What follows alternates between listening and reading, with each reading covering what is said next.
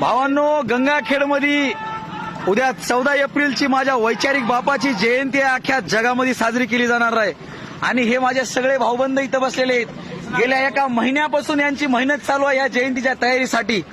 आपल्या लिंबानाची रमाबाई हे आमचे सगळे भाऊबंद बसलेले आहेत. एक महिन्यापासून ह्या सगळ्या नियोजनाची यांची तयारी चालू आहे. हा इकडे नांदेड रोड आहे, इकडे हा परभणी परळी रोड आहे आणि सगळे माझे भाऊबंद आहेत.